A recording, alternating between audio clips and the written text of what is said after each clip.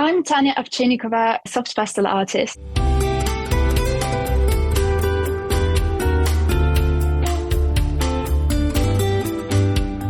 You're listening to Art, the podcast where we get up close and personal with women from around the world of visual arts. I'm your host, Chris Stafford, and this is Season 2, Episode 25. My guest this week is the Belarusian soft pastel artist Tanya Avchinnikova. Tanya's love of water and its translucency is the focal point and inspiration for her art. She says, "I specialize in seascapes and landscapes, places where you can feel a deep unity with nature and trying to capture the illusion of presence." Tanya was born in Minsk, Belarus in 1988. Her mother, Eleanor, is a nurse, and she has a brother, Anton. Tanya studied music and began performing as a pianist from an early age, so it was only natural that she would pursue a career in music. She studied music at the Belarusian State Academy of Music and earned her postgraduate degree in performance at the Urals-Mussorgsky State Conservatoire, Ekaterinburg in Russia. She spent 2 years in China teaching piano at the Nanchang Normal University in Nanchang, Jiangxi Province. In 2006, Tanya moved to the UK and earned her master's degree at the Royal Birmingham Conservatoire. She currently works as a ballet pianist at the Performers College, which is part of BIMM University. She lives in Birmingham with her husband, the classical pianist Roman Kozyakov. Tanya is a member of the Pastel Society and a signature member of the Pastel Society of America. Tanya, hi. Welcome to the podcast. Hello, Chris. Thank you very much. You are in Birmingham, England. You've told me that you would rather be near the water doing what you love. Yes, that would be brilliant, actually, one day to move somewhere to the coast. You were born in Minsk in Belarus, so not really near water. Do you know where that love of water has come from? Well, I don't really remember when that moment when I was that inspired and fascinated and excited by being next to the sea. But I remember when I was 6 years old and when my mother first took me to Black Sea in Anapa in Russia. I remember that beautiful feeling, being on the shore and play, with sand and water. It was amazing. But I always wanted to learn how to swim, and I had quite a funny experience, when I was 8 or 9 years old in a swimming pool. It's really funny. My coach was quite strict, and I was scared of her, and I had this sort of quite traumatic experience about being in the water. So I always loved to observe it, but never could swim because of that fear of, being drowned or something like that. And only last summer I learned how to swim when I was in Turkey, and now I just go to swimming pool every day. And if any opportunity arises, at the first thing, I just go somewhere by the coast and just observe it. It's just my passion. Yeah, it clearly is. And you obviously have a wonderful sort of spiritual relationship with water too, because you're able to illustrate that with your art, which is so beautiful, Tanya. And I want to talk more about it. But, when I was looking at all the things that you do, I thought, okay, where do I start with this interview? Because you're an artist, a musician, and an athlete. You're all of those things. And you're probably more that I hope you'll share with us. So which came first for you? Was it the music or the art? Oh, it was music.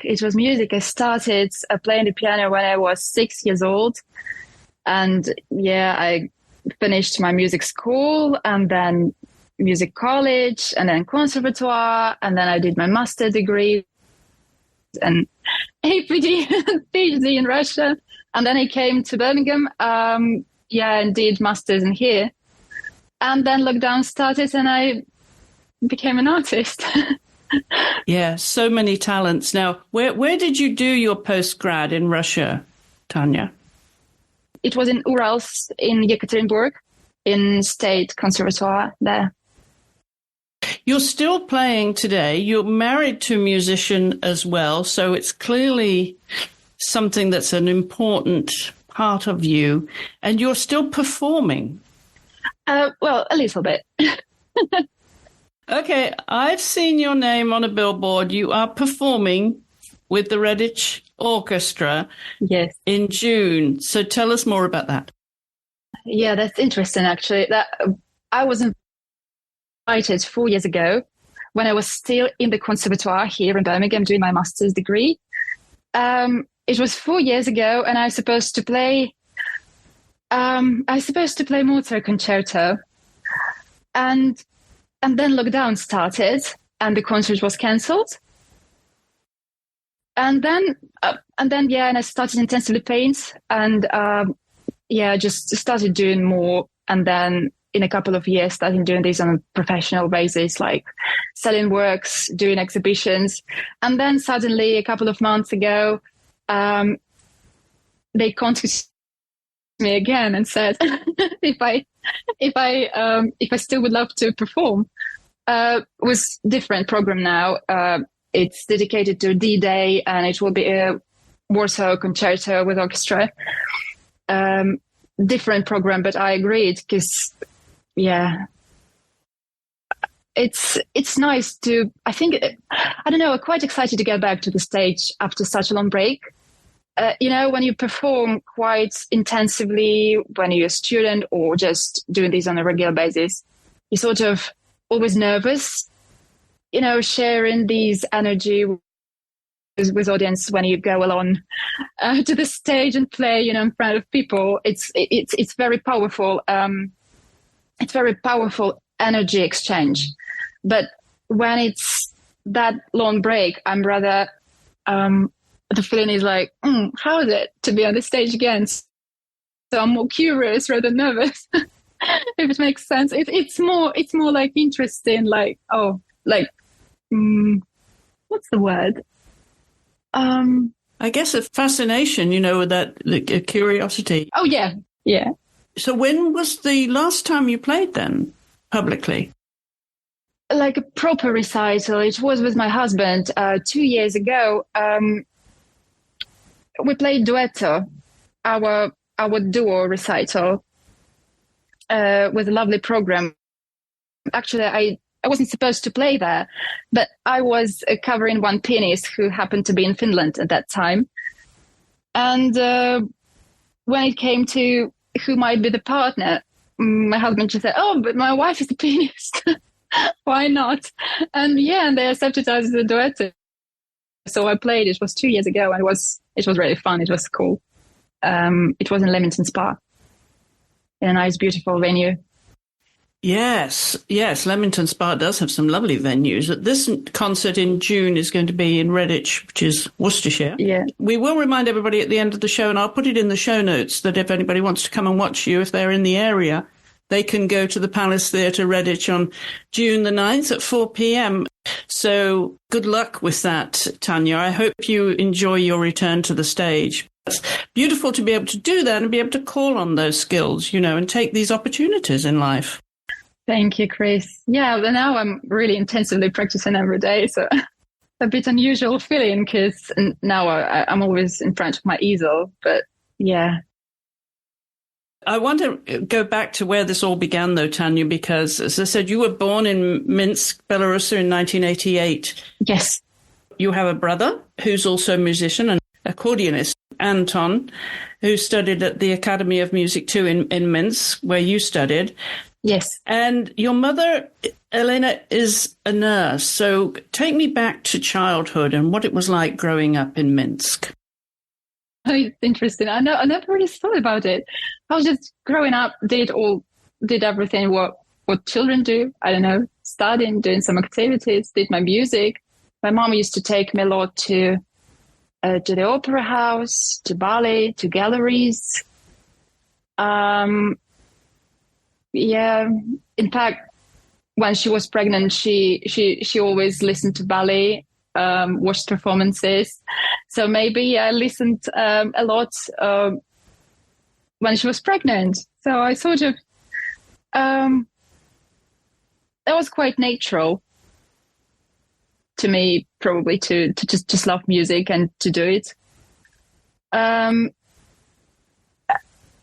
remember it was quite busy childhood. I was just studying a lot.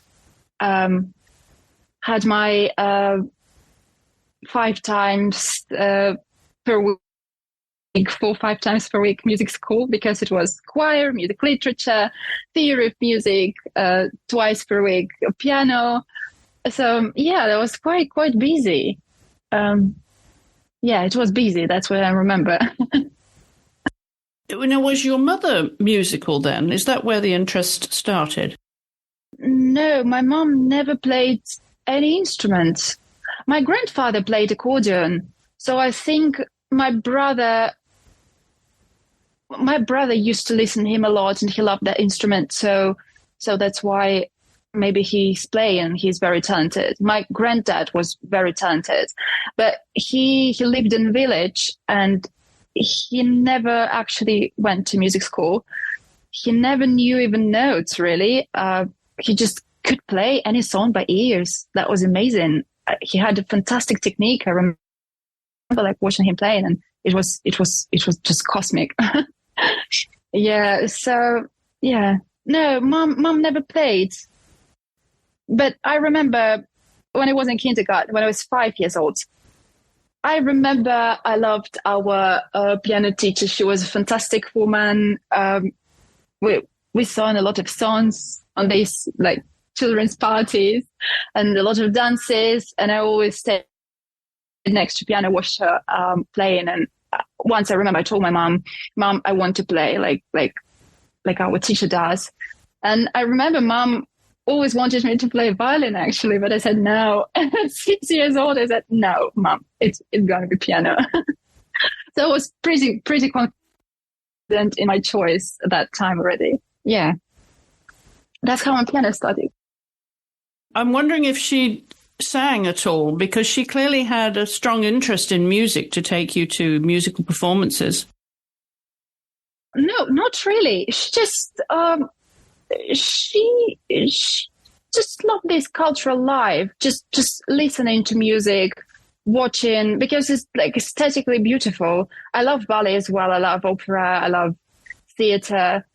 It's galleries, especially galleries. I don't know. She just went to observe and to surround herself and me and my brother in this beauty. Because art is, I don't know, maybe she just always thought that art is the one of the most essential parts, because we're like all creative. The whole universe is creative, and art is something which is like innate sense, in us. It's just, we can't live without art, I think. Maybe, I don't know. It was just natural for her to go always. I can't remember her singing. No, she never sang, really. Never played. She just took me to beautiful places. I think that's wonderful that you got that exposure to culture and musical culture as well. Were you able to go to galleries around Europe? Well, yes. If I travel somewhere, it's the first thing I would go. It's gallery, known gallery or unknown gallery. It doesn't really matter. I will just go straight away where the art is. And we'll be there and can spend hours just sitting on one spot and watching one particular work. I don't know. It's, yeah. There is always a special atmosphere in the gallery or a museum. It's quiet, but very majestic. Something, I don't know how to describe the feeling. It's just, you just go there and you like dissolving in it. There is so much art and so many stories staying behind it. And it's like each picture is like different world. It's like a hyperspace. You literally go there And being in one world, you also observing different worlds hanging on the wall, because behind each work stays different story, their own unique. It's like a hyperspace. I love science as well. Somehow I always try to find these links and these connections between things, because I'm pretty sure that everything is just connected. Everything is just one thing. And any life form or any art has the same grain. Something like that. Which artists were you following, were you particularly interested in then as a child or as a young adult? Do you remember who was impressing you? Oh, yes. Yeah, I loved Salvador Dali straight away. I loved Van Gogh. I loved Francis Bacon from quite a young age. There are so many different styles that in different style I can just name some artists which I particularly like. For example, I also like magical realism or surrealism, and Jacek Jerka, which is absolutely fantastic artist, now living as well. He's a Czech, and Polish.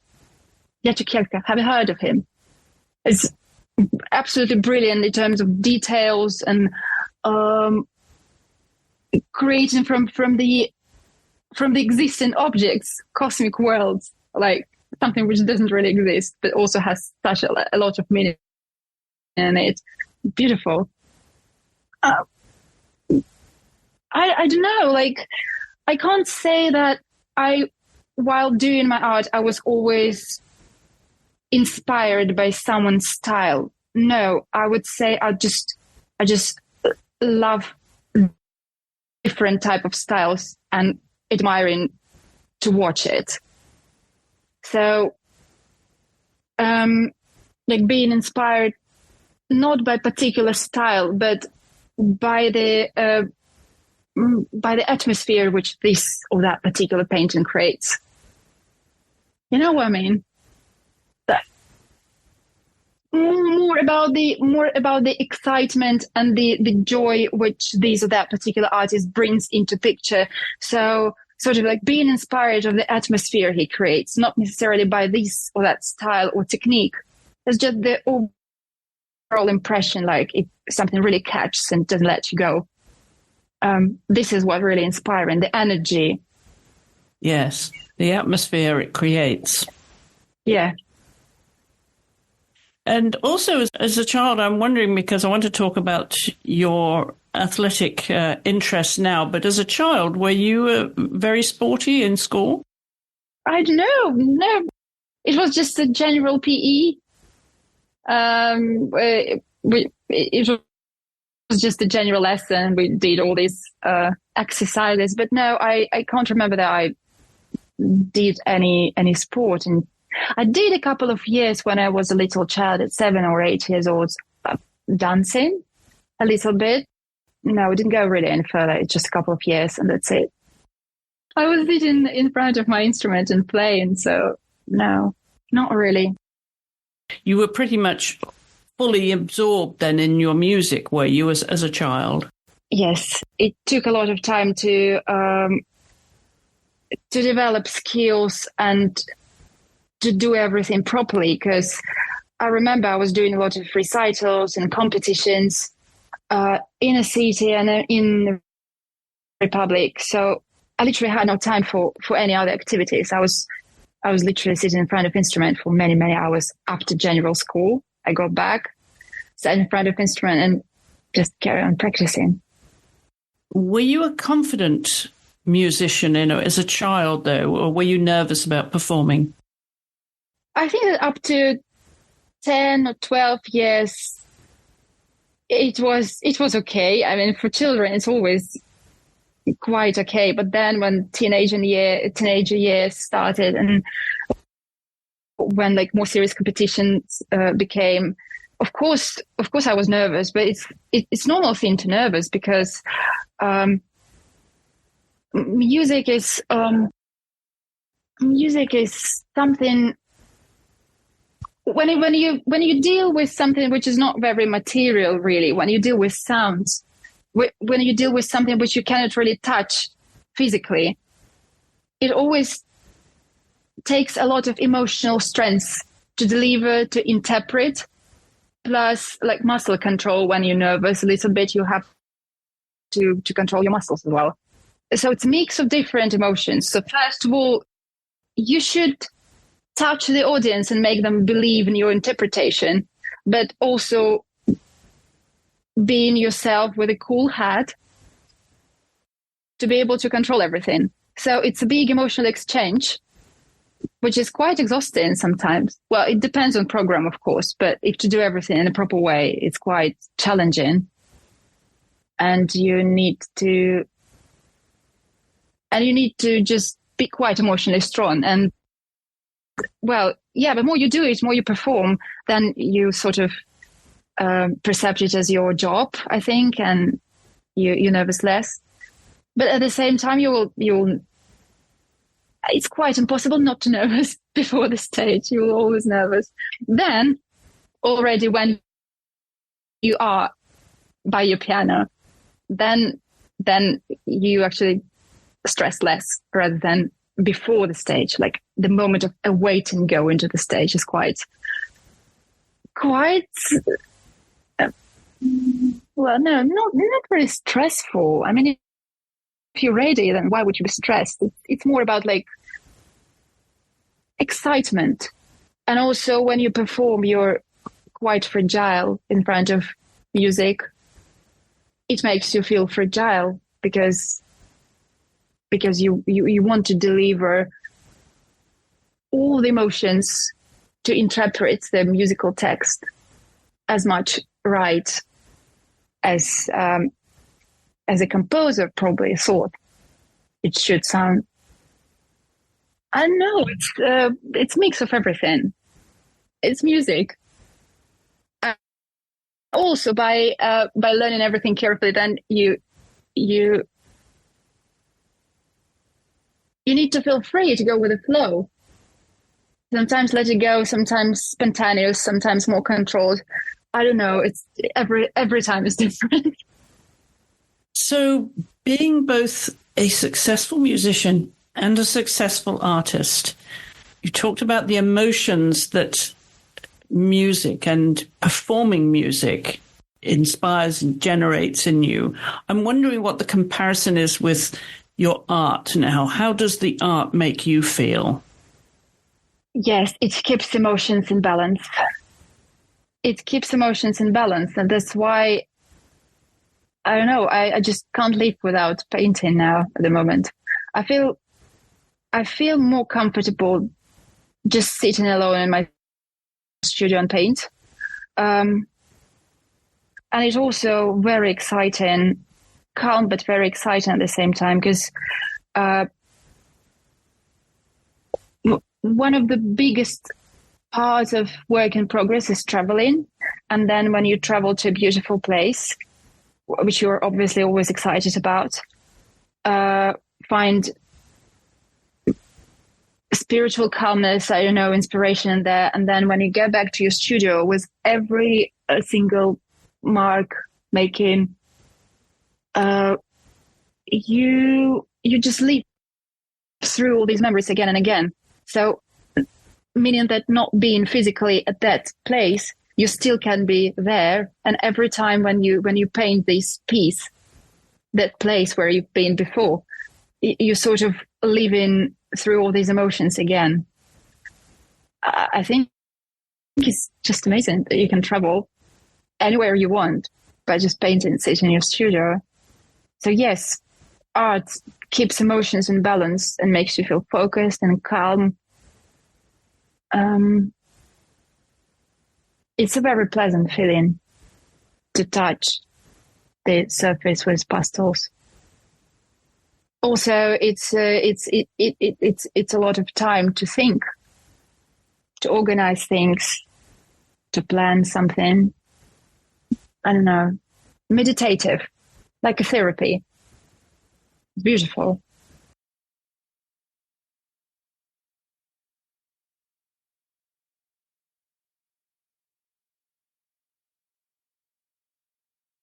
And given how important the art is now in your life, Tanya, and you're still performing, so you've got your practicing to do, how do you balance those two? Do you have a routine that, okay, I've got to practice first, or I'm going to paint first? Give us an idea of how the day might look like for you.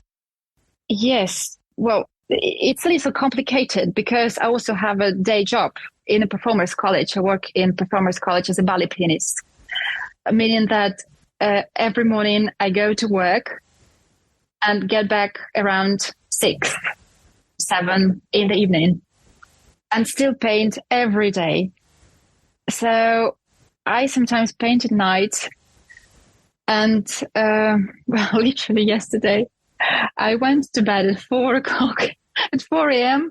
At 4 a.m. I started a new series, and I just, sometimes you just feel the inspiration. It's just right here. And I feel like I know that my body knows and my brain knows that I should stop. But I feel that it would be wrong to interrupt the flow. That's why I keep going no matter what. And then by 4 a.m., being completely exhausted, just going to bed and absolutely cannot think. So yes, I do have a daily routine, and I could have set up a schedule for painting, but sometimes inspiration just sometimes you just work, but the other day you feel like today I'm particularly into these waves. Like I cannot stop. I just have to carry on and do it, like going with flow, like water flows and I go with it, quite spontaneous. And and I cannot do anything with it. I just do it. So yeah, I think that my routine depends on particular inspiration I feel in this or that day. So I can just not sleep. You talked about how fragile you are when you're performing and playing the piano. What do you feel when you show your artwork? Do you feel a vulnerability there too? No, it's a different feeling. I don't know how to describe it. Maybe because this is something which I did, which I created. Because when I go to the stage, I perform music which was written by great composers. So obviously I will feel fragile, how to deliver best, how to respect that. How to interpret the composer's work. Yes, how to interpret it in the most correct way, how to touch people, how to be a good medium to deliver to the audience that great music by those great composers of the past epochs. But when I am with my pastels, when I traveled, I took my own references or my own sketches. Even if I go with the flow, I still know what I'm doing because I do create it myself. And I feel like it's just part of me. And no, I probably feel stronger. Not necessarily that I would be pretty confident in the exhibitions. It's not about showing the work. It's just being among many people, which sometimes I might feel like a little shy or anxious or stressed. Maybe because I'm very much introverted person. I just like being alone in the studio. But no, showing art. No, I don't feel vulnerable. I just feel happy that I have an opportunity to share my art and to see great art by other artists in the gallery. It's always a fantastic feeling. It actually boosts your strength, I think, when there are so many artists showing their art. Because when it's exhibition, there is always a lot of people and we're just all together like one big family sharing our own worlds. Rather than when you are on stage, you're just alone with the sound. It's just different type of magic. It certainly is. And I'm wondering, because you have a day job, does your art have to be commercial? Was that the intention when you started? And does it need to be commercial now? When I started painting, I never really thought about it. I started painting because I couldn't not to. Before I came to the UK, which was 7 years ago, I lived in China for 2 years. I worked there in a college. I was teaching piano, and just to tell a little bit as a background, because I think this is very important, how I started doing this and what is the purpose of it for myself, I think. I remember it was a Lunar New Year break, and I came for a short vacation at home, like for 1 week or two. And I found a box of soft pastels at home. This is still a miracle to me. I have no idea where it came from.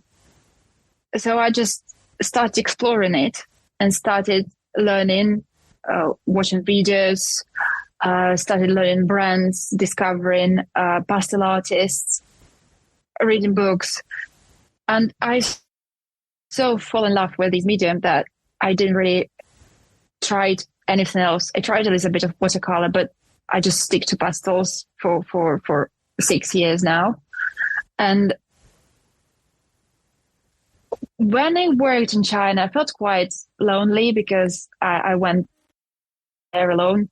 It was my first time when I moved that far away for that long time by my own. So I felt quite a terrible homesick. And I think that painting and drawing was like a natural therapy for me. It was almost vitally important to me to do something to take my mind off things. And that's how my journey with pastel started. So, and once I just tried, I couldn't stop. That's why I remember in a lockdown when I sold a couple of works, my first works, when I sold them, I was so happy that people like what I do. And I don't know, but of course now it's when you've got some commissions and when people ask for your works, I still prefer not to think about it like something commercial.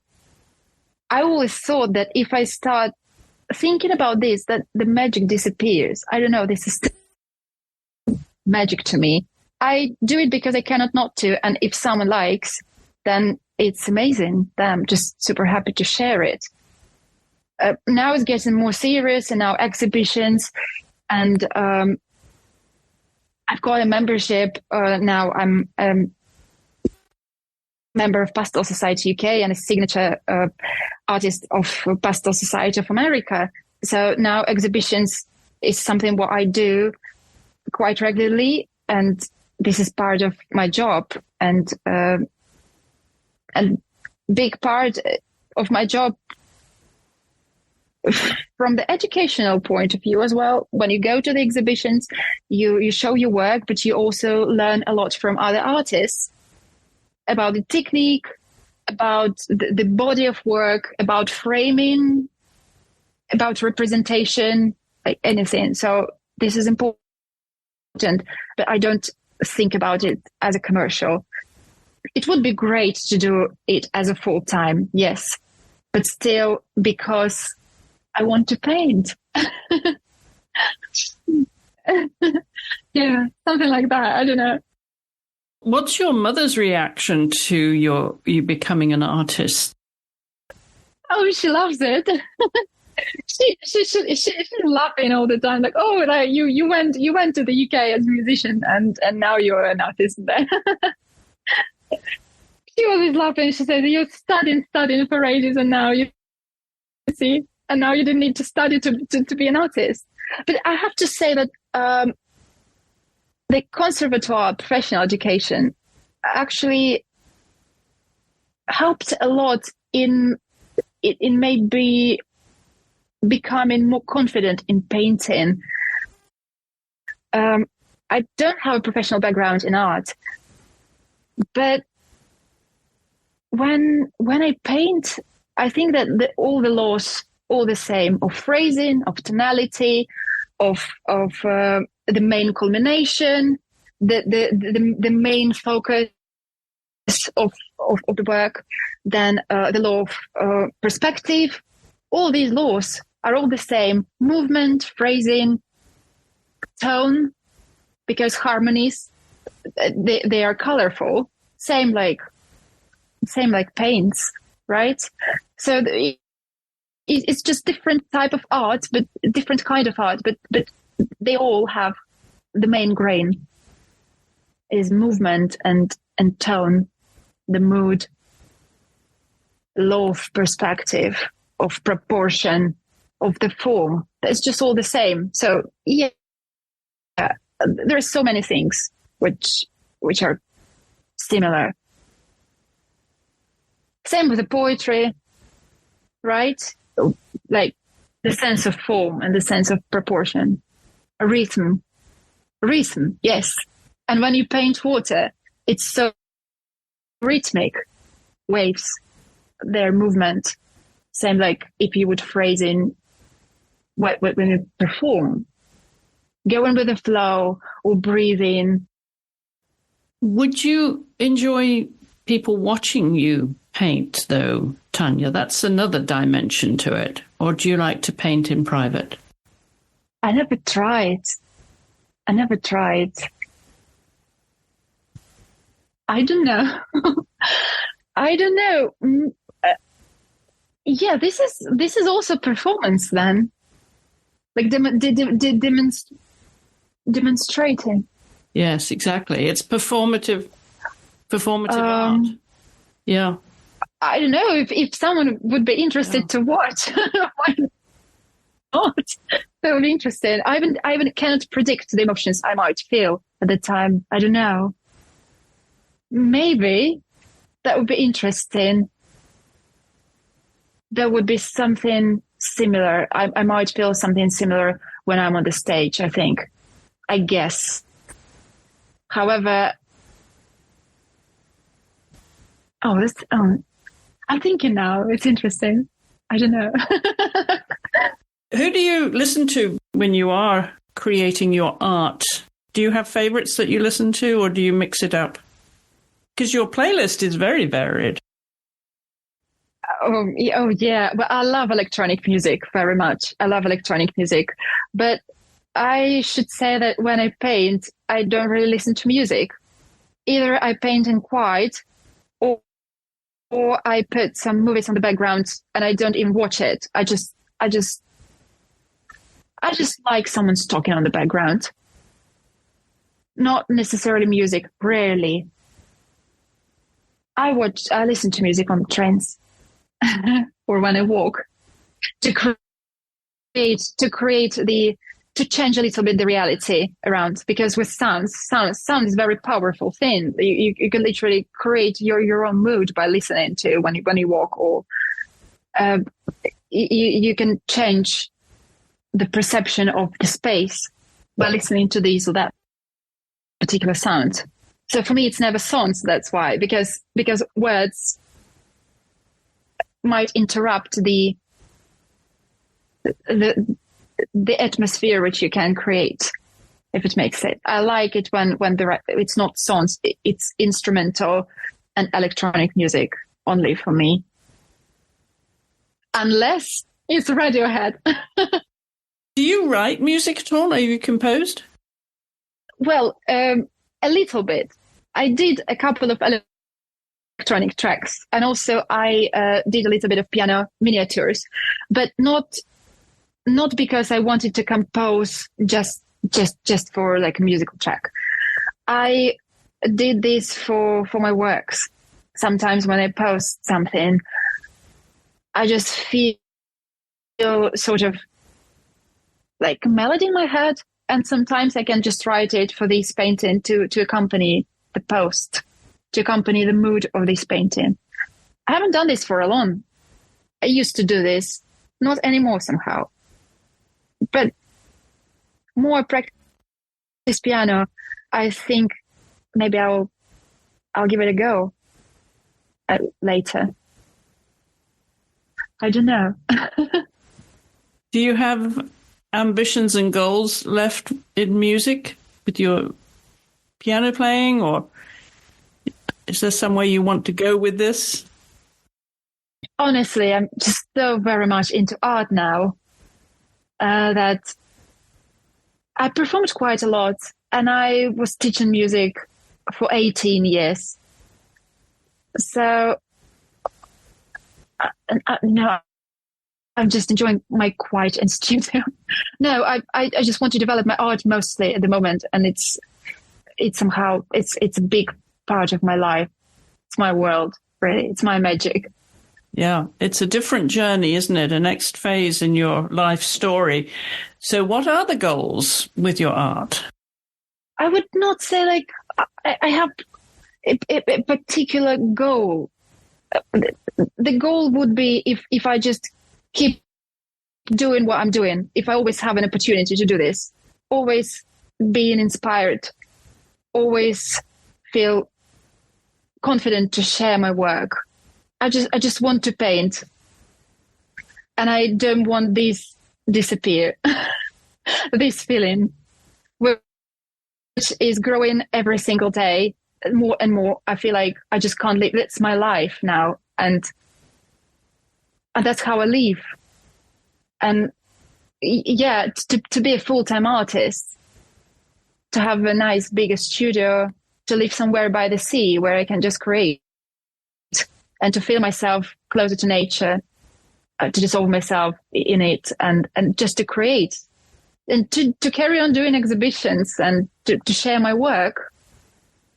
And yeah, and that's it. And every time to open something new, because pastel is a fantastic medium. I always, it just fascinates me every day. I can't live without it. I just love it. I don't think about goals, really. I just carry on doing what I love. Well, it sounds like that's your dream, to have a house by the sea, so you can be working with your soft pastels for more hours in the day, perhaps. But I want to talk about another piece of your life, which was very impressive, Tanya, when I found out through your Instagram, that you are learning karate now. This is a new sport for you this year. How did that come about? Something completely different to playing the piano or painting with soft pastels. A real contrast. Not really a contrast, I would say, because I do Goju style, and it's translated as soft hard. And I love the philosophy of it. The philosophy is do not attack, but defend. And it's very thoughtful. It's very calming. It's very good for breathing. And some katas are literally not only physical strength, but it's emotional control, keeping everything in balance. And to breathe, it's sort of like a meditation as well. Also, since my childhood, I loved a lot of Asian movies and martial arts, and all these fighting scenes really fascinated me because it was so synchronized, it was so beautiful and so powerful that I thought that these guys are really cool who do martial arts, and I always wanted to. And my brother did a little bit, but he just started and he didn't develop this. Yeah, just did a couple of months. So I started Goju karate in the end of January, and well, next week is my first grading, so hopefully I won't be a white belt anymore. Will be yellow. Yeah, I just love it as well, and it's a good training. You literally feel all the muscles, but also feel emotionally balanced. You feel calm after it. It calms you, and also have such a lovely group, and there is such a great people in karate world. Yeah, I love it too. And it's martial arts, so it's art as well. It's an art. It's beautiful. It certainly is. But why did you choose karate? How did that come about? I just always wanted to. I love the aesthetics of uniform and and it's just, I don't know. I just love it. I loved it before, and it's probably when I was younger, I didn't have an opportunity to do that. And now I just somehow have an opportunity, and I just went for it. There's so many martial arts. Of course, there could have been judo, taekwondo, jiu-jitsu. I mean, there's so many martial arts that you could have chosen. I'm just curious as to why it was karate. Well, maybe because my brother started it. Well, it was like when I was in my home country 9 years ago. But when he was a little child, he did a little bit. He started karate, and yeah, I just loved it. This aesthetics, and I think that also Goju-ryu style, this particular style, is not aggressive. It's powerful and beautiful. It's quite soft. It's nice movements because there are different kinds of it.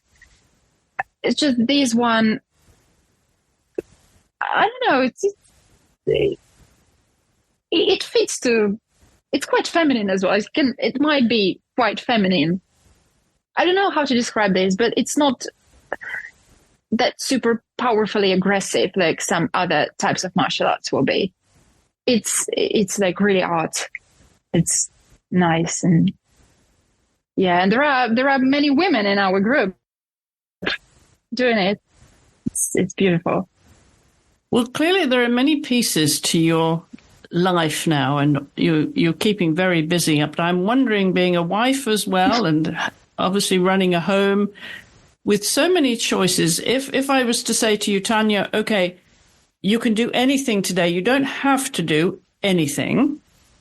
But if you choose, what would be the most fun day for you? What would that be like?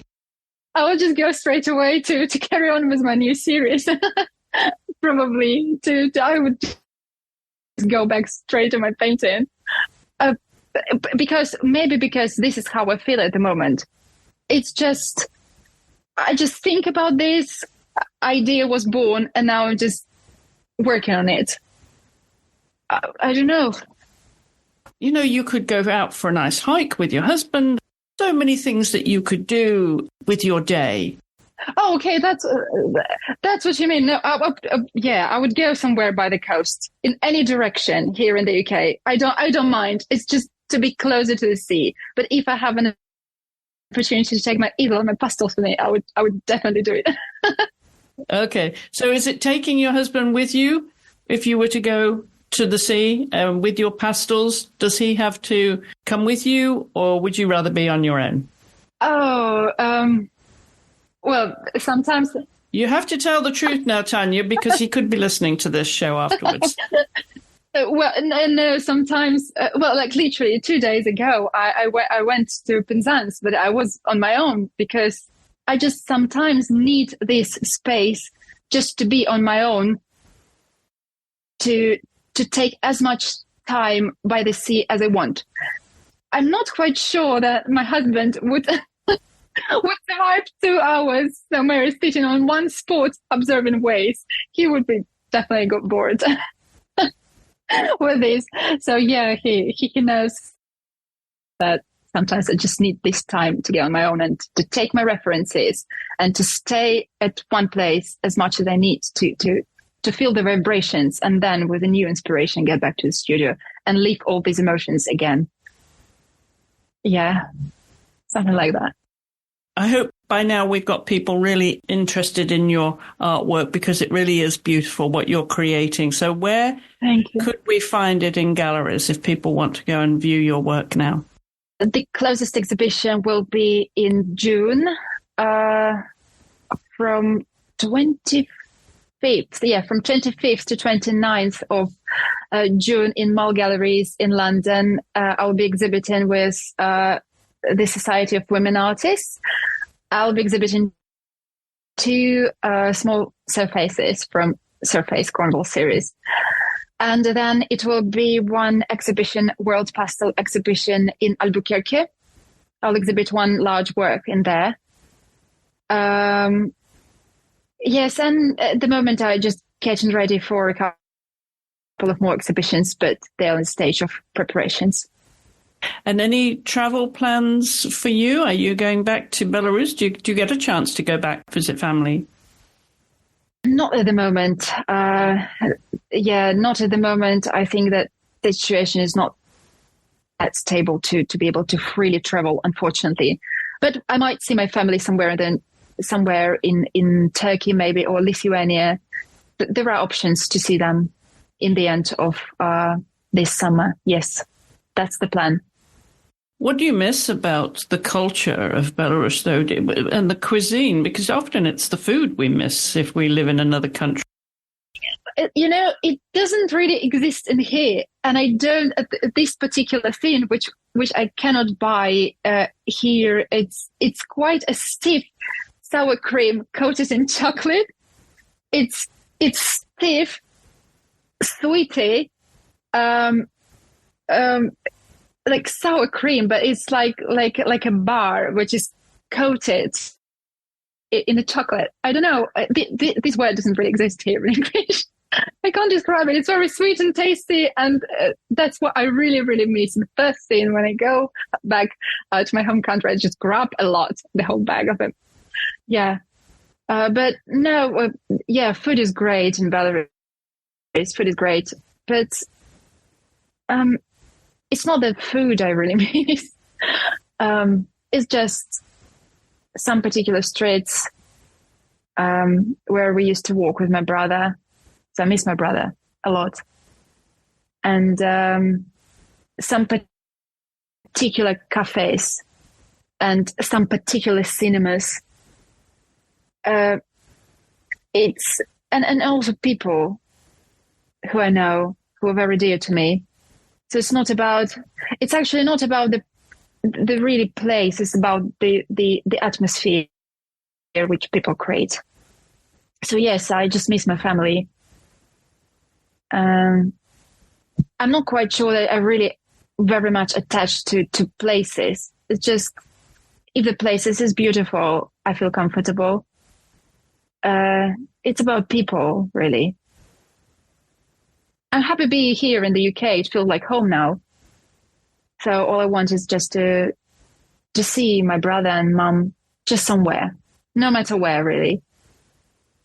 And when the situation is more calm in my home country, I'll gladly go and visit. But my family is here too. So, yeah, there are always an options. How to meet, where to meet. Do you play together at home, your husband? Never. Never somehow. We even didn't really think about it. And that recital, which we played 2 years ago, it's just because I was covering another pianist.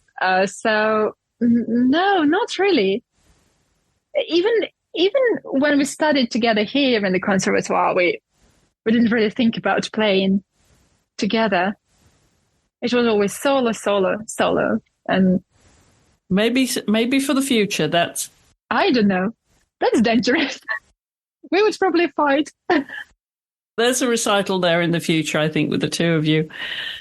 But for now, let's remind everybody that they can go and watch you perform at the Palace Theatre in Redditch, Worcestershire, on Sunday, June the 9th at 4 p.m. And that's going to be the D-Day 80th anniversary concert. You mentioned there you're going to play the Warsaw Piano Concerto. What else are you playing? Just this concerto. Just concerto. Yes, I will be performing with the vocalist as well. The same recital, so it will be songs as well in the second half. Well, the best of luck with that, Tanya. Thank you. Thank you very much. And with all of your art, long may you continue to find the magic in the water and with all your artwork and with your music. And thank you so much for taking time to come on the podcast. Thank you very much, Chris. Thank you for inviting me. Thank you. And I hope you'll take a minute to visit Tanya's website. You'll find a link below in the show notes, and also to her social media, as well as our social media, where you can leave your comments, questions and suggestions. As always, we'd love to hear from you. And if you prefer, you can reach us via email at hollowellstudios@gmail.com. My thanks again to my guest this week, Tanya Avchinnikova, and to you for listening. I'll be back next week with another talented artist, so I do hope you'll join me then.